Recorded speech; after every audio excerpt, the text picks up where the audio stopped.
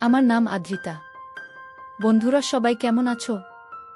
বন্ধুরা, আজকে তোমাদের আপনমা ছেলের একটি সত্য ঘটনা বলবো। গল্পটি শেষ পর্যন্ত শুনলে তোমরা ওটা গরম হয়ে যাবে।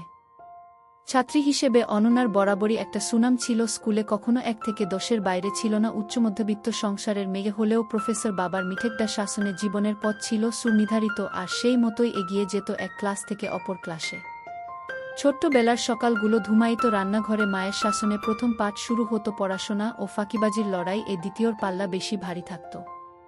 কিন্তু বুদ্ধিমতী অনন্যা পরের বার ঠিক হয়ে যাবে এই সান্ত্বনা মাকে দিতে দিতেই সে পাঠ শেষ করে ফেলল। বাবা সন্ধ্যাবেলায় কলেজ থেকে ফিরে দেশ বিদেশের সাধারণ গান ও অন্যান্য জানা অজানা গল্পের মাঝে স্বপ্ন দেখাতে শুরু করলেন।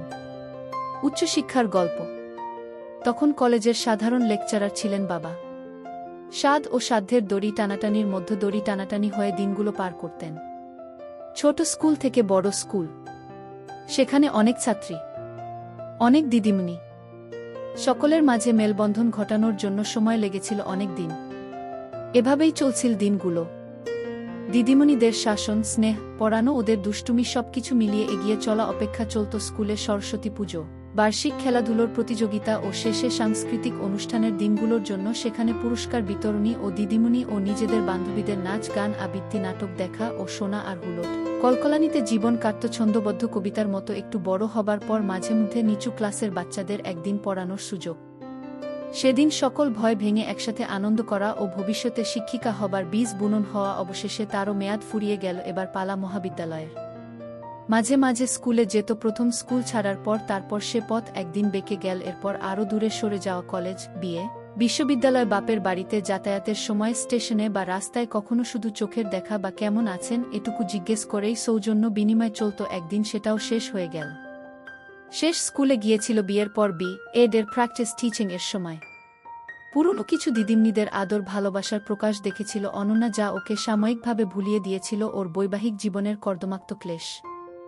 ওর মধ্যে সঞ্চারিত হয়ে ওঠা স্বামীর বিকৃত মানসিকতার প্রভাব। ওইটা মাস অনন্যা যেন ফিরে গিয়েছিল তার নিষ্কুলুষ কিশোরী বেলায়।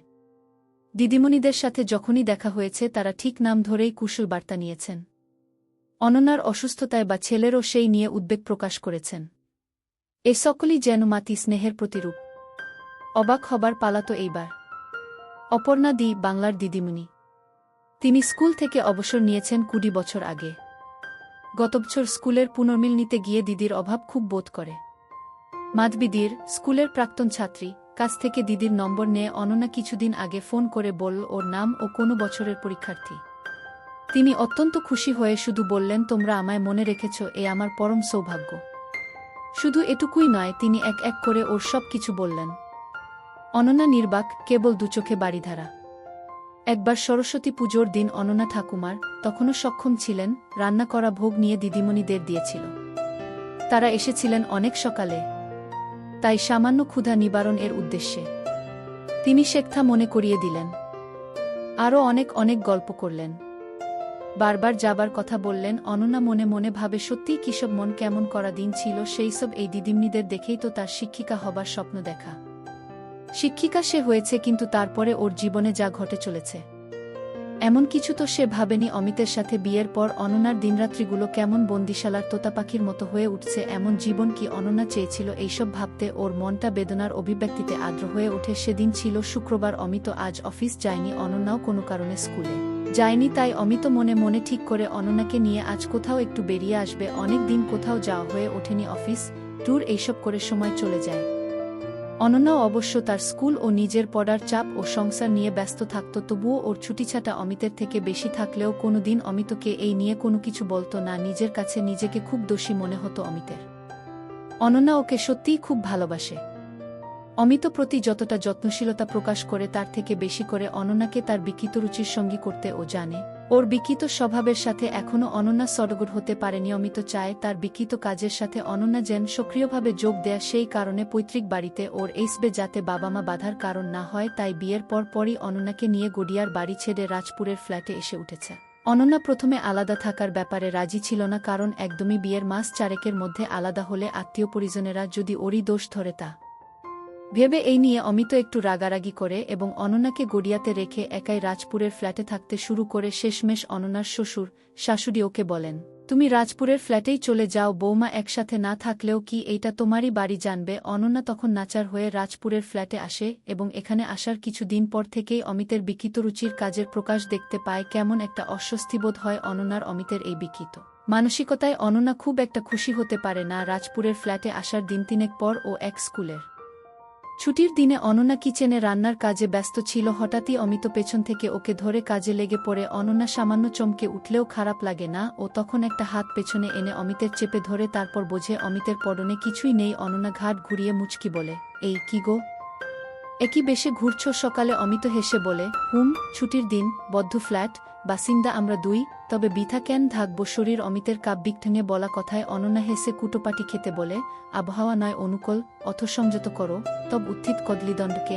অনন্যা অমিতকে বলে, কি করছো? ছাড়ো। অমিত ছাড়ে তো নাই, উল্টে বলে, ঘরে এখন দুজনই জন্মদিনের পোশাকেই থাকবো। অনন্যা ম্যাক্সিটা নামানোর চেষ্টা করতে করতে কাতর স্বরে কতকটা অমিতকে লোভ দেখিয়ে শান্ত করার অভিপ্রায়ে বলে, তুমি রুমে যাও, আমি রান্নাটা শেষ করে আসছি। কিন্তু অমিতের উপর অনন্যার কথার কোনোই প্রভাব পড়ে না, বরং অমিত জোরজবরদস্তি শুরু করে। অবশেষে অনন্যার প্রতিরোধ বিফল। অনন্যাও স্বামী অমিতের মতো দিগম্বরী হয়ে পড়ে। অমিত বুকে বলে, হ্যাঁ নাও তুমি এবার রান্না শুরু করো। অনন্যা অবাক হয়ে বলে, রান্নাই যখন করতে বলছো তখন ম্যাক্সিটা খোলালে কেন? অমিত বলে, তোমাকে দেখব বলে।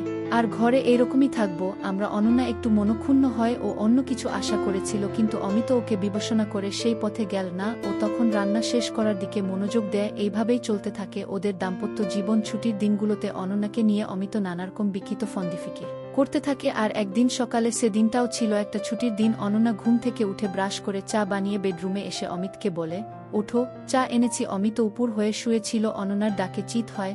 অনন্যা বলে, চা নাও। অমিত আডমোডা ভেঙে অনন্যার একটা হাত টেনে ওর তাতে রেখে বলে, খেয়ে দাও। অনন্যা বিস্মিত দৃষ্টিতে অমিতের দিকে চেয়ে থাকে। ইস ম্যাগো, সবে ব্রাশ করে এলাম, কি যে বলো তুমি। অনন্যা প্রেমময় ভঙ্গিতে বলে। এই শুনে অমিত তড়াক করে খাটে উঠে বসে। তারপর আচমকা অনন্যার ঘাটটা ধরে টেনে ধরে রুচকণ্ঠে বলে, যা বলছি করো। অনন্যা ব্যথা পেয়ে ছটফটিয়ে ওঠে। অনন্যা নিরুপায় হয়ে সাতসকালে কাজটা করতে থাকে। অমিত অনন্যাকে অ্যাকসেপ্ট করে দেয়।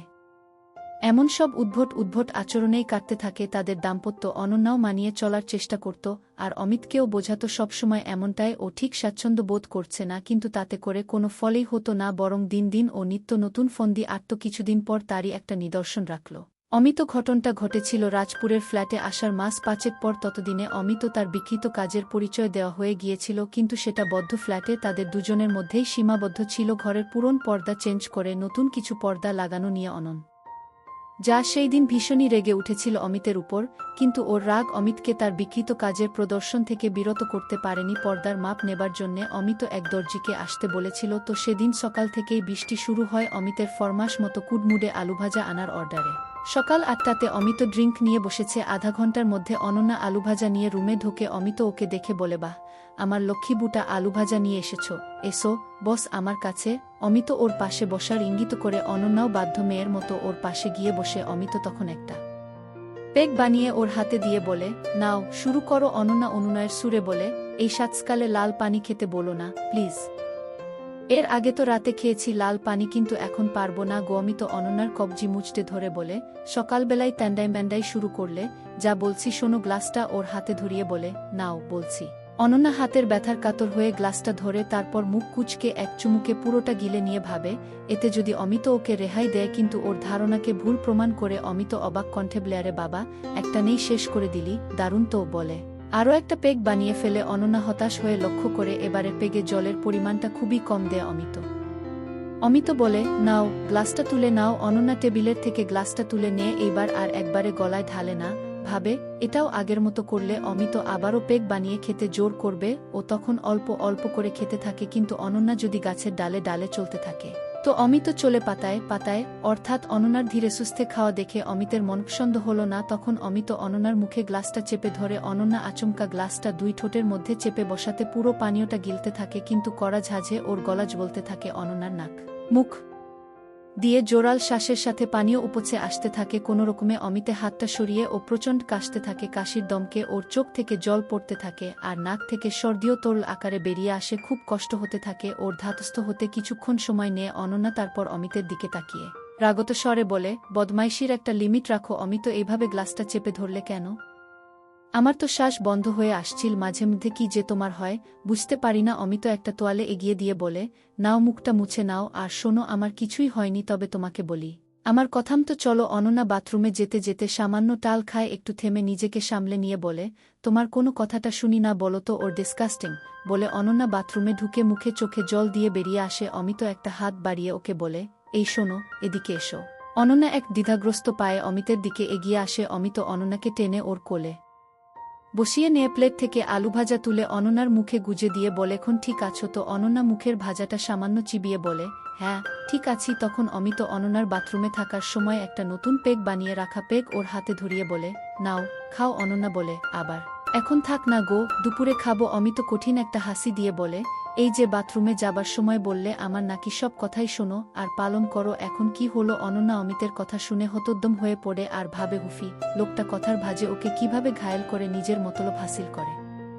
ও তখন আর কিছু না বলে খেতে থাকে এবং এবার একটু সতর্ক থাকে যাতে অমিত আবার না গ্লাসটা তার মুখে চেপে ধরে। এইভাবে ঘণ্টা তিনেক কাটে। অমিত অনন্যাকে পরপর পেগ খাইয়েই যায়। অনন্যাও চুপচাপ অমিতের আবদার রাখতে রাখতে বেশ টিপসি হয়ে ওঠে। ওর কথা জোরে আসতে শুরু করে, মাথাটা ঝিমঝিম করে, শরীরটা এলিয়ে পড়তে থাকে, মানে পুরো একটি নেশারু মেয়ে হয়ে ওঠে। অমিত পরিমিত পান করায় ঠিকঠাক ছিল। ও তখন অনন্যাকে কয়েকটা ঝাঁকি দেয়। অনন্যা অনেক কষ্টে চোখটা অল্প খুলে নেশাতুর গলায় বলে, কিং বো লং ছো।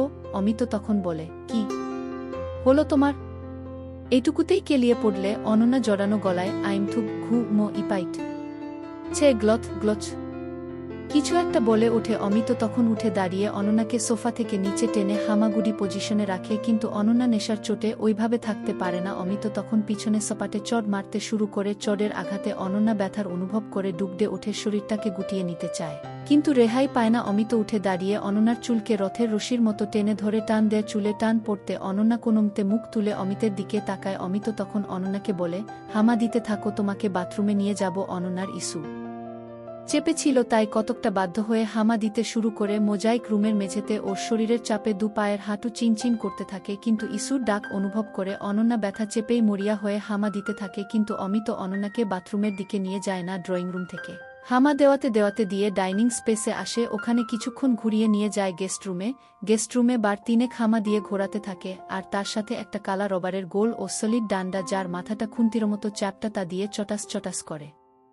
মারতে থাকে। গেস্টরুম থেকে এবারে গন্তব্য ওদের ১-৬ তলা এই ফ্ল্যাটের ব্যালকনি। ইতিমধ্যে অনন্যার নেশা ছুটতে শুরু করেছে, তাই ব্যালকনির দিকে ওকে অমিত নিয়ে যাচ্ছে বুঝে ও একসেট থাকার কারণে সেখানে যেতে না চেয়ে দরজার মুখে শক্ত হয়ে থাকে। অমিত বারদুই ওর চুল ধরে টানে, কিন্তু অনন্যাকে নড়নচড়ন দেখে এবার বেশ জোরে জোরে ওর চুল টানতে থাকে আর ডান্ডার চাপটা অংশটা দিয়ে পিটতে থাকে। অনন্যা ব্যথায় লজ্জায় ডুকরে কেঁদে বলে, অমিত প্লিজ চুল টেনো না আর মেরো না, আমার ব্যথা লাগছে খুব। অমিত তখন হিসহিস করে বলে, তাহলে থামলে কেন? চলো হামা দিতে দিতে ব্যালকনিতে। অনন্যা কাতর হয়ে বলে, এই না, আমি পুরো একসেট, এইভাবে ওখানে নিয়ে যেও না প্লিজ। অমিত আবার অনন্যার চুল টেনে বলে, যাবে না, আবার মারব। অনন্যা মারের ভয়ে বলে, ঠিক আছে যাচ্ছি, মেরো না প্লিজ। অনন্যা হামা দিতে শুরু করে ব্যালকনিতে আসে। সকালের অঝোর বৃষ্টিতে ব্যালকনি ভিজে আছে, তার মধ্যেই হামা দেওয়া অবস্থায় বসে অনন্যা বলে, অমিত আমার ইস্যু চেপেছে। অমিত বলে, এখানেই সেরে নাও। অনন্যা অমিতের কথা শুনে কোনো বাদানুবাদে না গিয়ে ব্যালকনিতেই মেয়ে কুকুর যেমন সামনের 2 টান করে আর পিছনের দুপা দুদিকে ছড়িয়ে ভাঁজ দিয়ে ইস্যু করে, অনন্যাও তেমনি ঘণ্টা 2 তলপেটের কাছে চেপে রাখা ইস্যু ত্যাগ করতে থাকে। অনন্যার ইস্যু হয়ে গেলে পর অমিত অনন্যাকে বলে তারটা ধরতে, হাতে নিলে পর অমিত ছড়ছড় করে মুততে শুরু করে। অনন্যা নড়বার সরবার সুযোগ ও জায়গা পায় না, ফলে ভিজতে থাকে। অনন্যা কোনোরকম মুখটা বন্ধ করে একপাশে ঘোরায়, যদিও অনেকটাই দেরি হয়ে গিয়েছে ততক্ষণে। অমিতের মুখ তার চোখ মুখে ভরে গিয়েছিল। শেষ হলে ও অনন্যাকে বলে, নাও এবার খাও দেখি। অনন্যা এবার প্রতিবাদে ফোর্স করে উঠে বলে, impossible, I don't do this. Amit অনন্যার প্রতিবাদী গলা ও ইংরাজি শুনে ওকে তুলে দাঁড় করায়, তারপর ডান্ডাটার চ্যাপটা অংশটা দিয়ে মারতে থাকে। অনন্যা নিজেকে যতটা না মারের হাত থেকে বাঁচাতে লোকানোর চেষ্টা করে, তার চেয়ে বেশি করে লজ্জার কারণে অমিত খোলা ব্যালকনিতে ওকে দাঁড় করিয়ে রাখার চেষ্টা করছে, তাতে আশেপাশের ফ্ল্যাট থেকে একসেট অনন্যাকে অনেকেই হয়তো দেখতে পাবে। এই লজ্জার কারণেই মার ঠেকানোর চেষ্টার থেকে ব্যালকনির মেঝেতে বসে লাজ বাঁচানোর চেষ্টা করে। কতটা সময় হয়েছে ওরা কেউই টের পায় না। এমন সময় কলিং বেলের আওয়াজ, সদর দরজায় কারোর আসার খবর ঘোষণা করে। অনন্যা ওর দিকে মুখ তুলে চায় আর লক্ষ্য করে অমিতের ঠোঁটের কোণায় একটা টুকরো হাসি। ঝুলছে, কে এলো এখন? অনন্যা অমিতকে জিজ্ঞেস করে। অমিত বলে, বোধহয় দর্জির দোকান থেকে কেউ এলো পর্দার মাপঝোঁক করতে। অনন্যা ব্যালকনি থেকে নিচু হয়ে ভিতরে এসে পোশাকের পরবার জন্য বেডরুমের দিকে যেতে থাকে। অমিত অনন্যাকে বলে, কোথায় যাচ্ছ? অনন্যা পিছন ফিরে বলে, ওম্মা, কেউ একজন এসেছে, কিছু পরব না নাকি? অমিত একটা তোয়ালে ছুড়ে দিয়ে বলে, আপাতত এটা পেঁচিয়ে নাও। এই বলে নিজেও একটা তোয়ালে জড়িয়ে নেয়। অনন্যা অমিতের কথা শুনে অবাক হয়ে বলে, কি বলছো অমিত? কে না কে এসেছে আর আমি এই তোয়ালে জড়িয়ে থাকব বলছো? অমিত অনন্যার দিকে হাতের ইশারা দেখিয়ে বলে, আবার দেব নাকি ঘাকতক? আর তোয়ালেও না পুড়িয়ে দরজা খুলব? অনন্যা উভয় সংকটে পড়ে তখন বাধ্য হয়ে তোয়ালেটা পেঁচিয়ে নেয়। মার না খাওয়া বা এইটুকুর আড়াল বঞ্চিত না হওয়া ওকে খানিকটা হলেও স্বস্তি দেয়। না হলে অমিতের যা মতিগতি তাতে হয়তো অনন্যাকে একসেট রেখেই দরজা খুলে দিত।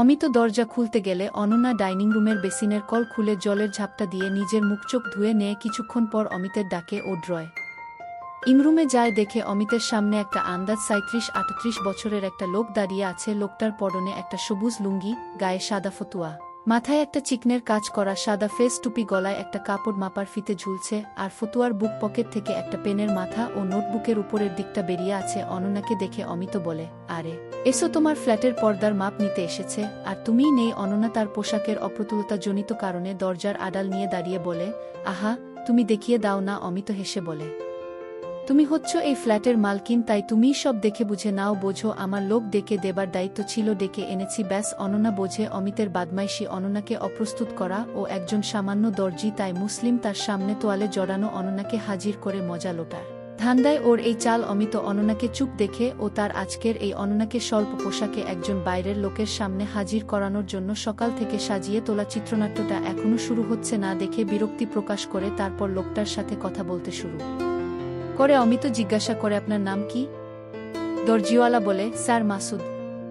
অমিত নাম শুনে জেনে একটু খুশি হয়। তারপর বিয়ে করেছেন? মাসুদ বলে, হ্যাঁ স্যার। অমিত বলে, বউ কোথায় থাকে?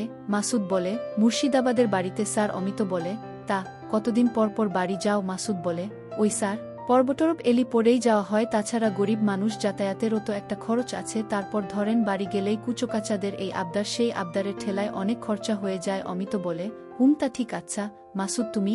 অনন্যাকে দেখিয়ে বলে, মালকিনের সাথে ঘুরে দরজা জানালার পর্দার জন্য মাপঝোঁক যা লাগে নিয়ে নাও। তারপর অনন্যা বলে ডেকে বলে, এই হলো মাসুদ, ওস্তাগর, রাজপুর নতুন বাজারের কাছে। ওর ইউনিক টেলার্স নাও, যা করবার করিয়ে নাও। আবার মাসুদের দিকে তাকিয়ে বলেও মাসুদ। মাসুদ অনন্যার দিকে এগিয়ে যায় এবং এত সময় পর অনন্যাকে দেখে মনে মনে বলে ওঠে, কি গজব, এক হুরির সামনে এনে ফেললে এ যে পুরাই হুরি। অনন্যা বেশ খানিকটা লজ্জা পায়, আবার কিছুটা মেয়েলি কৌতূহল ওকে স্থবির করে রাখে। হঠাৎই বাহুতে একটা ছ্যাঁকার মতো কিছু অনুভব করে অনন্যার সম্বিত ফেরে তাকিয়ে দেখে মাসুদ ওর বাহু ধরে বলছে, কই মেম সাহেব, চলেন গো, মাপচোকগুলো করাবেন, চলেন। অনন্যা হাতের বাহুটা তখন মাসুদ ধরে আছে, কি গরম ওর হাতের তালু, ওর হাতটা তেতে উঠছে যেন। ও তখন ঘাট কাত করে ড্রয়িং রুমের ভিতর তাকিয়ে দেখে অমিত ফোনে ব্যস্ত। অনন্যা ড্রয়িং রুমের সামনে থেকে সরে ভিতর বেডরুমের দিকে এগোতে থাকে। অমিতের পাল্লায় পড়ে সেও কি বিকৃত কাজের প্রতি আসক্ত হয়ে উঠছে। এরপর মাসুদকে নিয়ে পুরো ফ্ল্যাট ঘুরে পর্দার মাপ নেয়। ড্রয়িং রুম বাদে বাকি মাপ নেওয়া শেষ হলে মাসুদ অনন্যাকে বলে, মেম সাহেব একটু বাথরুমে যাওন যায়। ওরা তখন গেস্ট রুমে ছিল। অনন্যা ওকে বাথরুম দেখিয়ে দেয়। মাসুদ বাথরুমে ঢুকে দরজা বন্ধ করলে অনন্যা গেস্ট রুমের বেডে বসে পড়ে। ভীষণই ক্লান্তি গ্রাস করে ওকে। সেই সকাল ৭টা থেকে এখন ১২টা বাজে, এখনও না হলো টিফিন না স্নান। অনেকটা সময় হয়ে যায়, অথচ মাসুদের বাথরুম থেকে বের হবার লক্ষণই দেখে না অনন্যা। ওর চিন্তা হয় এই দেরি দেখে অমিত না জানি কি ভাবছে, যা একটা বদের ধারী। এই নাকি বাবার বলা ভদ্র শব্দ, মার্জিত রুচিসম্পন্ন মানুষের নমুনা, জানোয়ারেরও অধম মনে হয় অনন্যার। যাই হোক, গেস্টরুমের বিছানা থেকে নেমে ও বাথরুমের দরজা টোকা দিয়ে হালকা স্বরে বলে, আপনার হলো, তাড়াতাড়ি বেরিয়ে আসুন। বিকেল হতেই অনন্যা তৈরি হয়ে নিল। হালকা সবুজ শিফন শাড়ি, সাদা হাতাওয়ালা ব্লাউজ, গলায় সরু নেকলেস, কানে একটা ছোট দুলে, অদ্ভুত সুন্দর লাগছিল ওকে। খুব কম মেকআপে অনন্যাকে মিষ্টি ও বেশ প্রাণবন্ত লাগে। অমিত প্যান্ট শার্ট গলিয়ে বলে, আমি গাড়ি বার করছি, তুমি নেমে এসো। ১৬ তলার ফ্ল্যাটের দরজা বন্ধ করে লিফটে করে নিচে নেমে এসে অনন্যা গাড়িতে উঠতেই গাড়ি স্টার্ট দেয় অমিত ভিক্টোরিয়ার উদ্দেশ্যে। মেঘলা আকাশ, চারিদিকটা একটা মনোরম পরিবেশ। আজ অমিতের মেজাজ খুব ভাল ছিল। অনন্যাকে একটা গান ধরতে বলল, শুনে হেসে বলে, এখনই তো গান গাওয়ার সুন্দর সময়, প্লিজ একটা গান শোনাও। আমি কোনো না শুনতে চাই না। অনন্যার দারুণ গানের গলা, ছোট থেকে গান করে আসছে, কোনো এক নাম করা ওস্তাদের কাছে গান শিখেছে। যদিও কলেজে ভর্তির পর আর গানটাকে চালিয়ে যেতে পারেনি, আজ অমিতের অনুরোধে হেসে বলে আচ্ছা বাবা আচ্ছা গান শুরু করে অনন্যা। বৃষ্টি থামার শেষে সোনালি আলোয় ভেসে রাজার কুমার এসে ভিক্টোরিয়ায় পৌঁছে গাড়িটা পার্কিং করে ওরা ভেতরে ঢোকে। খানিকটা ঘুরে নিয়ে একটা সিমেন্টের বেদিতে এসে বসে দুজনে টুকটাক কথা বলতে বলতে অমিত অনন্যাকে হামি দিতে শুরু করে। ভিক্টোরিয়ার পরিটা সবে তখন গোধূলির আলোয় ডানা দুটোকে নিজের বুকের মধ্যে গুটিয়ে রেখেছে। কিচিরমিচির পাখির শব্দে কান পাতা দেয় অনন্যা। খোলা আকাশের নিচে অমিতের এহেন আচরণে বিরক্তি প্রকাশ করে বলে, আহ তোমার কি লাজলজ্জা বলে কিছু নেই? অমিত এইভাবে হাটের মাঝে, আমরা তো আর টিনেজে নেই। অনন্যার বাধায় অমিত রাগতস্বরে হিসিয়ে বলে, আমি আমার বুকে কখন কিভাবে কাজ করব, তাতে হাট হোক বা চার দেয়ালের মধ্যে খাট হোক কার কি? অনন্যা অমিতের কথা শুনে অবাক হয়ে যায় আর অমিতের হাতটাকে ছাড়ানোর চেষ্টা করতে করতে বলে, প্লিজ অমিত ছাড়ো, লোকজন কেমন ফিরে ফিরে দেখছে প্লিজ। চন্নার কথা অমিতের কানেই যায় না আর গানের সুরে বলে, দেখুক পাড়া পড়শিতে কেমন মাছ গেঁথেছি বড়শিতে। অনন্যা এবার বেশ জোরে একটা ঝটকা দিয়ে নিজেকে অমিতের হাত থেকে ছাড়িয়ে নিয়ে উঠে দাঁড়িয়ে বলে, তোমার একই মানসিকতা অমিত? অনন্যা একরাশ বিরক্তি নিয়ে গাড়ির দিকে হাঁটতে থাকে। ভিক্টোরিয়া চত্বরের সবাই বোধহয় ওর এই লাঞ্ছনা দেখেছে। এই ভাবনায় লজ্জায় মুখ তুলে চারদিকে তাকাতে পারে না। ইস, অমিত আজ এটা কি কাজ করল তার সাথে? গাড়িতে বসে অমিতের ডান হাতটা শক্ত করে ধরে অনন্যা প্রশ্ন করল, তুমি কি কোনোদিনও স্বাভাবিক হতে পারবে না? অমিত মুখটা ভার করে জিজ্ঞেস করল, আচ্ছা তুমি কি সারা জীবন এমন ভীতু ডিম হয়ে থাকবে? অনন্যা বলে, সাহসী হতে কি এমন সস্তা বিকৃতরুচি হতে হবে? অমিত দাঁত খিচিয়ে বলে, স্বামী স্ত্রীর মধ্যে এমন রিলেশন বিকৃতরুচির হবে কেন? অন্যান্য বলে, হবে, তার কারণ তুমি যা করো এবং আজ যেটা করলে সেটা ওই বিকৃতরুচিরই নিদর্শন। অমিত গাড়িটা নিজেদের আবাসনের গেট দিয়ে ঢুকিয়ে পার্কিং করে তারপর বলে, তোমার ওই বস্তা পচা কথা তোমার ছাত্রছাত্রীদের পড়িও। আমি তোমার স্কুলের ছাত্র নই, যেমন চাইব তোমাকে তাই করতে হবে। সন্ধ্যাবেলা যখন বাড়ি ফিরো, না হলো বেড়ানো আর না হলো খাওয়া, ফলে খিদেতে পেট চোচো করতে শুরু করেছে অনন্যার। বাইরের পোশাক ছেড়ে কিচেনে গিয়ে গাজর, বিনস, আলু ও ডিম দিয়ে চাউমিন ও সাথে চা বানিয়ে নিল। অমিতকে চা ও এক প্লেট চাউমিন দিয়ে অনন্যা নিজেরটা নিয়ে খেতে থাকল। রাতে আর কিছু খেতে ইচ্ছা করল না।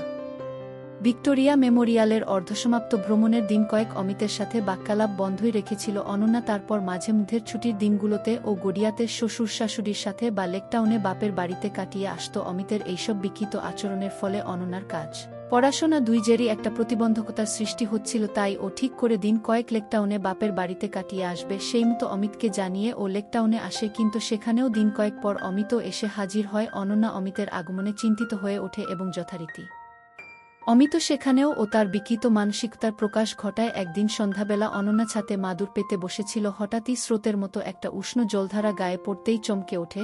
পিছনে মুখ ঘুরিয়ে এই উষ্ণ জলধারার কারণ খুঁজতে গেলে ওর পুরো মুখ চোখে তা পড়তে থাকে। কোনোরকমে পাশে সরে গিয়ে দেখে মুতে দিচ্ছে। অনন্যা একরাশ রাগে পাশে থাকা বোন চায়নার কাপটা অমিতের দিকে ছুড়ে মারে আর এমনই কপাল ভারী কাপটা গিয়ে লাগে অমিতের কপালে এবং কপাল ফেটে দরদর বের হতে শুরু হয়। অমিত কপালটা এক হাতে চেপে ধরে অনন্যার দিকে তেড়ে আসে, কিন্তু ঠিক ওই সময় অনন্যার মা উর্মিলা দেবী ছাতে হাজির হন এবং জামাইয়ের কপালে এই অবস্থা দেখে আতঙ্কিত হয়ে ওর কাছে এগিয়ে আসেন। তারপর নিজের শাড়ির আঁচল দিয়ে জামাইয়ের ক্ষতস্থানটা চেপে বলেনিস, এটা কি করে হলো? চলো চলো নিচে গিয়ে ব্যান্ডেজ করতে হবে। তারপর অনন্যাকে বলেন, অনু তাড়াতাড়ি আয়। অনন্যার সারা বুক অমিতের পেচ্ছাবে ভিজে আছে। অসম্ভব রাগে ঘেন্নায় নিজের মধ্যেই ফুটতে থাকে। ওদিকে অমিত ব্যথার ভান করে শাশুড়ি উর্মিদেবীকে ধরে অনন্যাকে একটা চোখ মারে।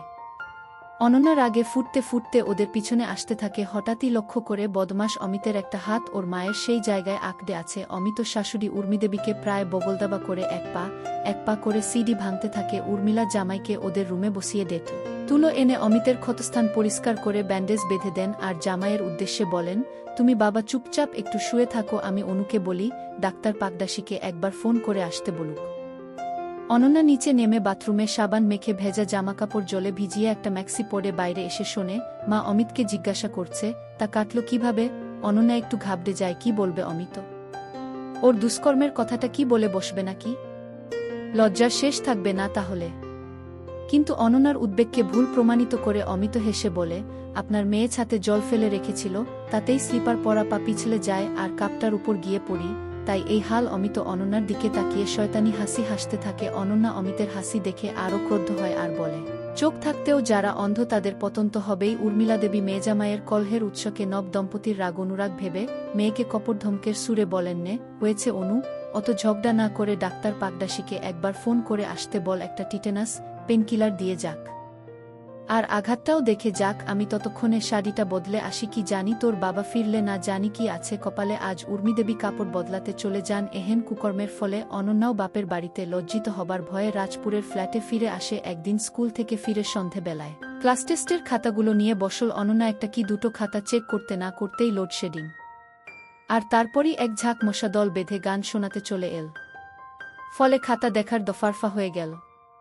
চার্জার লাইটটা জ্বালল। অনন্যা হঠাৎই অমিত পাশের ঘর থেকে এসে লাইটটা নিয়ে চলে গেল। অনন্যার আগে থমথম করতে লাগল, কিন্তু আর ঝগড়াঝাটি করার মতো মানসিক অবস্থা ওর ছিল না। প্রতিটা মুহূর্তে অমিতের সাথে দূরত্ব বাড়ছে বুঝতে পারছে অনন্যা, তাই একটা মোমবাতি জ্বালিয়ে ভূতের মতো বসে রইল। সকলে তো আর এত ঝক্কি বোঝেন না। সময়মতো খাতা জমা না করলে হেডমিস্ট্রেস তো সমালোচনার ঝড় বইয়ে দেন। স্কুল সেদিন হাফ। অমিত অফিসে খুব ক্লান্ত লাগছে, তবুও কিচেনে গিয়ে এক কাপ চা ও নুডলস বানিয়ে ডাইনিং প্লেসে ফেরে খাওয়াটা শেষ হতে হতে অকশন থেকে পছন্দ করে কেনা গ্র্যান্ডফাদার ক্লকটায় টুংটাং ঘণ্টা পড়ার আওয়াজে তাকিয়ে দেখে 4টে বাজে। একটা হাই তুলে ভাবে অমিতের তো ফিরতে দেরি আছে, ততক্ষণে একটু ঘুমিয়ে নেওয়া যাক। অনন্যা বেডরুমে গিয়ে শুয়ে পড়ে এবং কিছুক্ষণের মধ্যেই ঘুমের অতলে তলিয়ে যায়। ঘুম ভেঙেছে যখন তখন দিনের আলো আর নেই। ঘুটঘুটে অন্ধকার ঘর। ক্রিং ক্রিং ল্যান্ডফোনের আওয়াজ হতে শুরু করে খাট থেকে হাত বাড়িয়ে ফোনটা রিসিভারটা কানে নিতেই শোনে অমিত কর্কশ আওয়াজে বলি ছিলে কোথায়? এতক্ষণ লাগে ফোন ধরতে। অনন্যার নিলিপ্ত স্বরে বলে, কি বলবে বলো? অমিত ঝাঙিয়ে বলে, অর্পণদা আজ আমার সাথে আসছে আমাদের ফ্ল্যাটে।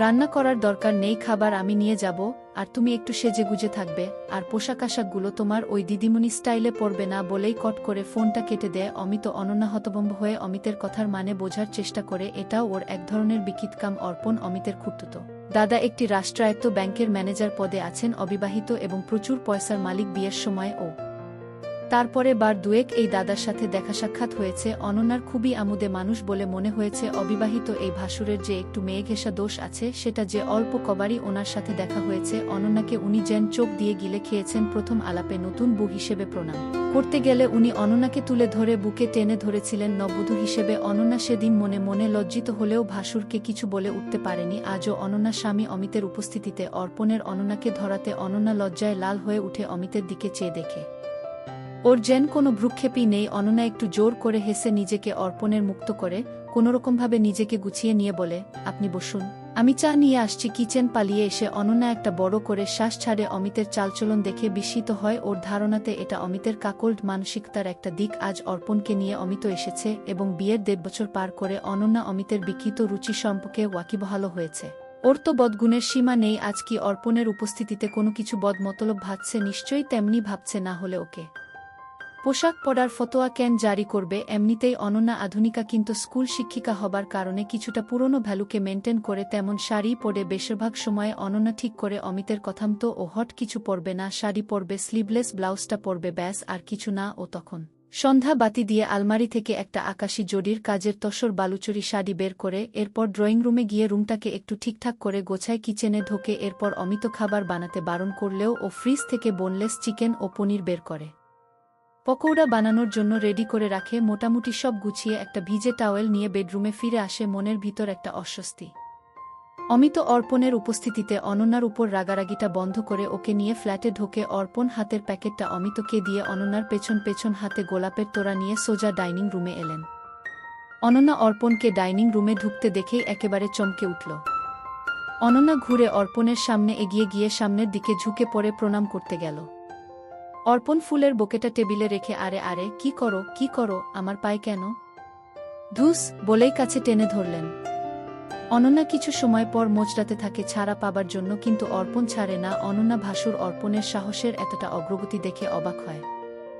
আগেও উনি অনন্যাকে ধরেছেন, কিন্তু আজ যেন অনেকটাই বাড়াবাড়ি পর্যায়ে চলে এসেছেন। অনন্যার নিজেকে ছাড়িয়ে নেবার প্রয়াস দেখে অর্পণ এবার ছেড়ে দেয়। অন্যান্য একটু সরে যায় অর্পণের কাছ থেকে। অর্পণ এইবার ডাইনিং টেবিলের উপর থেকে গোলাপের সজ্জিত বোকেটা অনন্যার দিকে বাড়িয়ে ধরে। অনন্যা নিজেকে একটু ধাতস্থ করে নেয়। বোকেটা নেবে কি নেবে না দোলাচালে পড়ে অনন্যাকে ইতস্তত করতে দেখে পিছন থেকে অমিত বলে ওঠে, আরে নাও নাও, দেখো অর্পণদা তোমার জন্য কি সুন্দর গোলাপ ফুলের তোড়া এনেছেন। অমিতের কথা শুনে অনন্যা বোকেটা নিল অর্পণের হাত থেকে। তারপর ভদ্রতার খাতিরে ভাসুরের দিকে তাকিয়ে মুখে একটা আলগা হাসি এনে বলল, থ্যাংক ইউ ভেরি মাচ। যদিও ওর মুখ তখন লজ্জায় লাল হয়েছিল, অমিত অর্পণকে বলল চলো পোশাকটা চেঞ্জ করে নেবে চলো বলে ওকে নিয়ে গেস্টরুমে চলে যায়। অর্পণকে গেস্টরুমে ছেড়ে ফিরে এসে অনন্যাকে বলে, খাবারের প্যাকেটগুলো তুলে রাখো, কাপ গ্লাস বের করো, আর আমার সাথে বেডরুমে এসো। অনন্যা বলে হাতের কাজ সেরে আসছি। অমিত চলে যায়। অনন্যা খাবারগুলো তুলে রখে, কাট গ্লাস বের করে একটা ট্রেতে সাজায়, তারপর চিকেন ও পনির পকোড়াগুলো ওভেন টাইম সেট করে বসিয়ে বেডরুমে আসে। অমিত একটা 3/4 প্যান্ট আর গেঞ্জি পরে আছে। অনন্যাকে দেখে একটা প্যাকেট ওর দিকে এগিয়ে দিয়ে বলে, তোমার এই মাস্টারনি মার্কা ড্রেস ছেড়ে এটা পরো। অনন্যা প্যাকেটটা খুলে পোশাকটা হাতে নিয়ে দেখে অনেক ছোট একটি পোশাক। অনন্যা অমিতকে বলে, এইসব তোমার সামনে পড়তে আমার আপত্তি নেই, কিন্তু অর্পণদা রয়েছেন তো, এটা না হয় পরেই পরব। অমিত দাঁত মুখ খিচিয়ে বলে, এই মাস্টারনি অত ঢং মারিজো না তো, আজই পরবে এটা। আর এটা অর্পণদা বিদেশ থেকে স্পেশালি তোমার জন্য এনেছে। অমিতের কথা শুনে অনন্যা হতভম্ব হয়ে যায়। কিসব বলছো অমিত? আর অর্পণের বা এত সাহস হয় কি করে ভ্রাতৃবধূর জন্য এমন একটা পোশাক আনার এবং সেটা পরে তার সামনে যেতে? অনন্যা বেশ একটা রাগ নিয়ে অমিতকে বলে ঠাস করে একটা চর গালে পড়তে অনন্যা ছিটকে পড়ে খাটের উপর। অসম্ভব যন্ত্র রনায় ছটফট করে ওঠে। অনন্যা অমিত হিসহিস করে বলে, শোন, তুই যতই টিচারি করিস না কেন, মনে রাখবি এই বাড়িতে আমিই মাস্টার আর তুই ছাত্রী, তাই যখন যেমন বলবো তাই করবি, না হলে ফল ভালো হবে না। অনন্যার চুল মুঠো করে ধরে নাড়িয়ে বলে অমিত। তারপর বলে, 5 মিনিট সময় দিলাম, তৈরি হয়ে ড্রয়িং রুমে এসো। অনন্যা নিরুপায় হয়ে উঠে বসে, তারপর এটাচ বাথরুমে গিয়ে চোখে মুখে জলের ঝাপটা দিয়ে কান্নার জল ধুয়ে ফেলে। এরপর ঘরে ঢুকে অর্পণের আনা পোশাকগুলো হাতে নিয়ে ভাবে, বেশ, আজ অমিত যখন ওর গায়ে হাত তুলল তখন ও অমিত যা চায় তাই করবে, এবং এরপর থেকে অনন্যাও তার জীবনে নিজের পছন্দের মানুষজনের সাথে মিশতে দ্বিধা করবে না। বিয়ের আগে সব মেয়েদেরই স্বামী নিয়ে অনেক স্বপ্ন থাকে, অনন্যারও ছিল, কিন্তু বিয়ের 6 মাসের মধ্যেই সেসব চুরমার হয়ে যায়। আর আজ 1.5 বছর পরে অনন্যার স্বামী তাকে অন্য পুরুষের সামনে এগিয়ে দিতে চাইছে। অনন্যা সমস্ত দ্বিধা ছেড়ে অর্পণের আনা পোশাকটি পরে নিয়ে চোখে ডিপ করে আইলাইনার লাগায়, 2 গালে ফেস পাউডার বুলিয়ে নিয়ে কপালে একটা লাল টিপ পরে ঠোঁটটাকে গাঢ় লাল লিপস্টিকে রাঙিয়ে নেয়। আয়নায় নিজেকে একবার ঘুরিয়ে ফিরিয়ে দেখে নেয়। অনন্যা ধীর পায়ে ড্রয়িং রুমের পর্দাটা একাপাশ করে দাঁড়ায়। ড্রয়িং রুমের ভিতরের সোফায় বসা অর্পণ ও অমিত নিজেদের কোনো একটা কথায় হো হো করে হাসছে। হঠাৎই অর্পণের দৃষ্টি পড়ে দরজায় দাঁত আনো অনন্যার দিকে। অর্পণ অনন্যাকে ভিতরে আসতে আহ্বান জানিয়ে বলে, বাহ, বেশ লাগছে তো তোমাকে। অনন্যা একটা ম্লান হাসি দিয়ে মুখটা নিচু করে ফেলে। স্বামীর সামনে ভাসুরের আনা স্বচ্ছ পোশাকটা ওকে একটু লাজুক করে তোলে। অমিত তখন বলে ওঠে, ড্রিঙ্কস তো সব রেডি, অনু কাজু কিসমিসগুলো কোথায় রেখেছ? অনন্যা এবার মুখটা তুলে বলে, কাজু কিসমিস ফ্রিজে আছে, আর আমি পনির আর চিকেন পকোড়া করে রেখেছি, মাইক্রোওয়েভে একটু গরম করে আনছি বলে উঠতে যায়। অমিত তখন বলে, বাহ, আমার বুটা দেখি খুব কাজের হয়েছে, তা তুমি বসে অর্পণদার সাথে গল্প করো, আমি ওগুলো নিয়ে আসছি। 10 মিনিট। অর্পণ দা অমিত ড্রয়িং রুম থেকে বেরিয়ে যায়। অনন্যা ওর 10 মিনিট সময় চাওয়ার অর্থ বুঝতে পারে না। ও তখন চুপচাপ সোফায় বসে থাকে। অর্পণ একটা সিগারেট ধরিয়ে অনন্যাকে মাপতে থাকে। একটা লম্বা টান দিয়ে অর্পণ অনন্যাকে বলে, বাহ অনন্যা, তোমাকে কিন তুই এই পোশাকটার দারুণ লাগছে, তুমি রিল্যাক্স করে বসো, তোমারই তো ফ্ল্যাট এটা, অমন জড়ষ্ট হয়ে আছো কেন? অনন্যা অর্পণের কথায় লজ্জা পেয়ে বলে, না না, ঠিক আছি, আমি আসলে এইসব পোশাক পরার অভ্যাস তো নেই। অর্পণ বলে, আরে এইসব ড্রেস তোমাদের মতো সুন্দরী মেয়েদের জন্যই তো তৈরি, আর জানো না এটা কিনতে গিয়ে কি সমস্যায় পড়েছিলাম? অনন্যা আস্তে আস্তে স্বাভাবিক হতে থাকে। তারপর জিজ্ঞেস, কি সমস্যায় পড়েছিলেন? অর্পণ সিঙ্গো সোফা ছেড়ে বড় সোফায় অনন্যার পাশে এসে বসে